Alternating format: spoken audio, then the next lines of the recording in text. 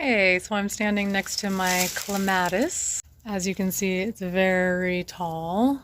It's growing between our two garage doors. It's actually grown up to there and then flopped over and grown this way. It's a sweet autumn clematis, so it doesn't bloom until autumn and it smells delicious. It has really cute little seed pods, and there are a ton of them. It can self-seed and run rampant, but I think because it's right between the garage door without any soil around it, this one doesn't spread. Because it's a group 3 clematis, you're supposed to trim it in the beginning of spring once you see new growth. And so that's what I've done every single year, but then we're stuck with this ugly monstrosity between the garage doors all winter long. Somebody mentioned in one of the comments that I should try to prune it in the fall, and I didn't get a chance to do that, but now that it's winter, it's actually close to the new year, I'm going to prune it since I have some time. Here are some of those feathery seed pods. Although the leaves are brown, if you look closely, you can see that some of the stems are still green, but those will all die back. Looking more closely, I can see that there's some new growth, so I'm going to cut right above that. I need to grab my pruners. Pointy pruners are helpful to get in there more easily among the stems. So I basically just need to cut this whole area, these stems, and pull everything down.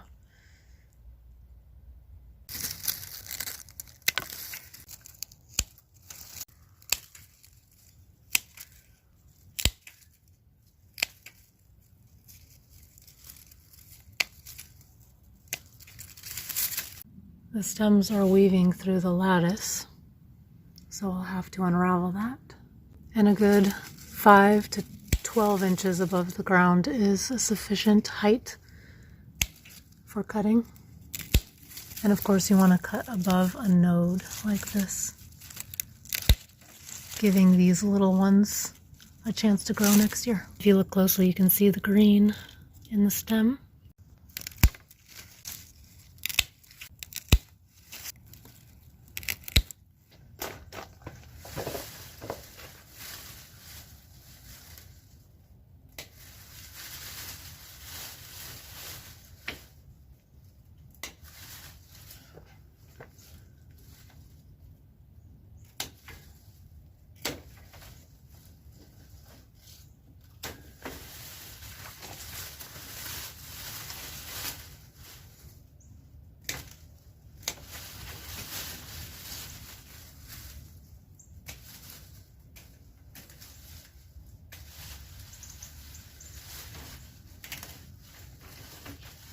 Okay, so I cut all the stems, and now I just need to remove this hairy monster. Because it's so entwined, I'm going to do some more cuts up here. I'm just going to cut across and shorten the stems so they're easier to pull out.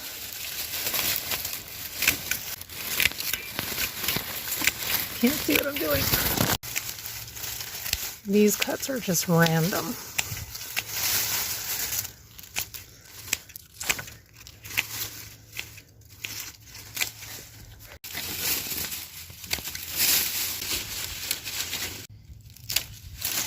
Just keep cutting if it's stuck.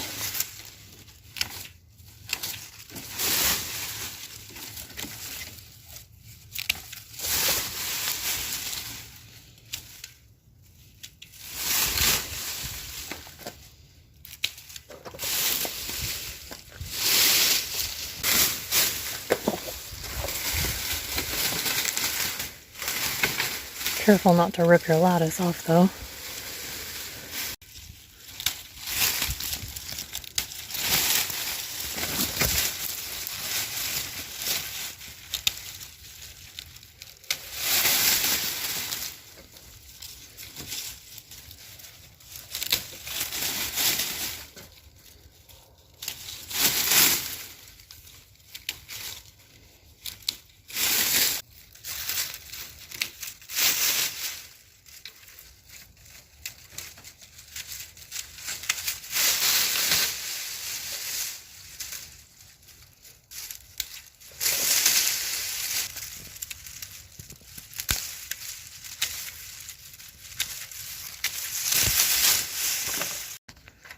So I removed most of that there. Hi.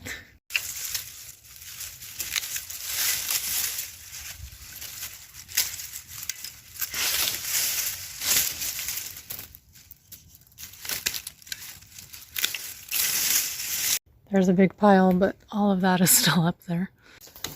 And now that it's cut, you can start pulling it out.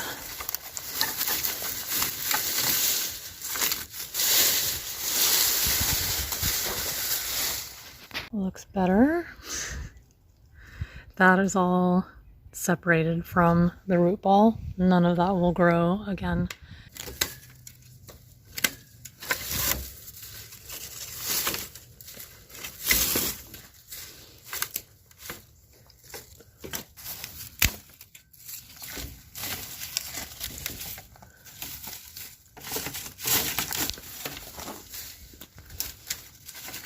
This is still stuck.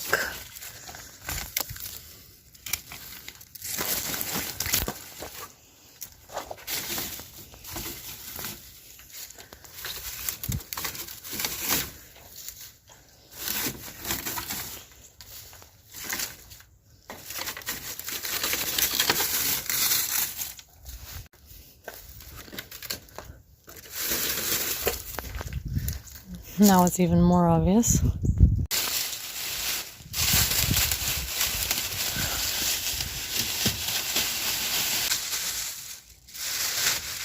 Definitely stuck. We'll just go piece by piece.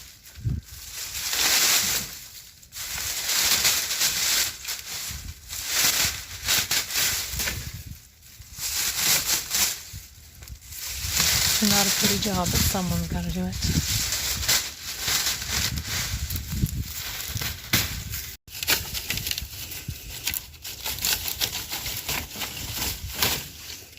So I'm going to get kind of in there and cut more of the stems up higher. Specifically these.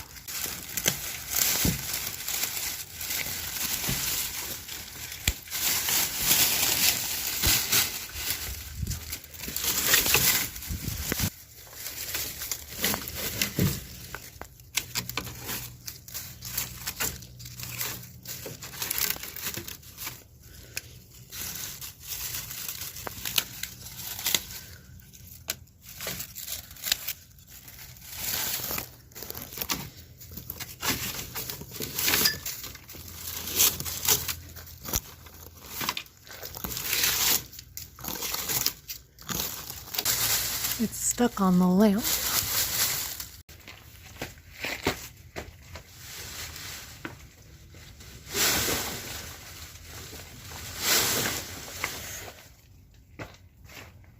Plan B.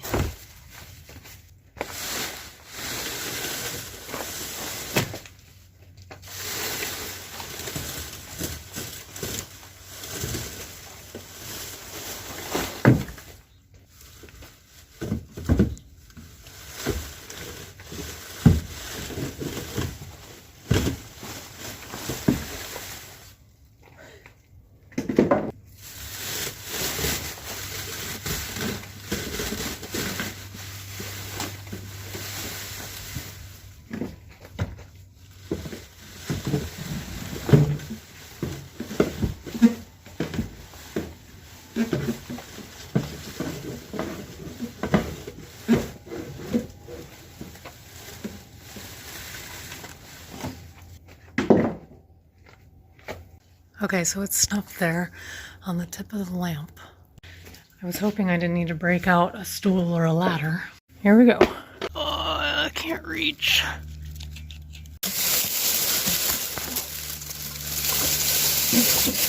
Got it. Okay. Here it is. Oof. I got it. There it is.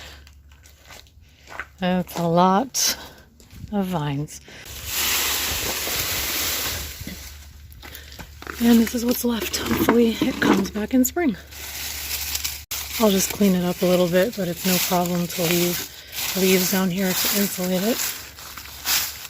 Hydrangea. Just have a few leftover vines in the lattice.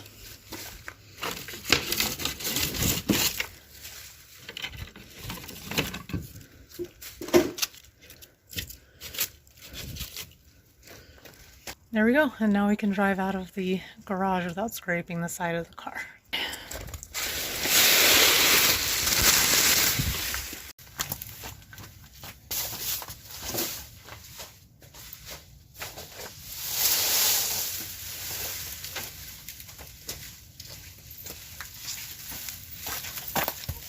Okay, I just put the vines on the compost, and all you have to do is remove it from your clothes and hair. These are the remnants. Just remember that this is a test, so unless you're willing to potentially lose a plant, don't try this unless you're confident that it will grow back or that you could put something else in its place if it doesn't come back, but I'm sure mine will. We'll see.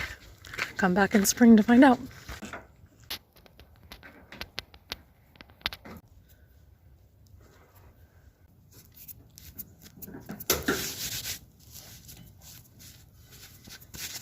I'm also going to just cut off these little loose ends to clean it up a little bit.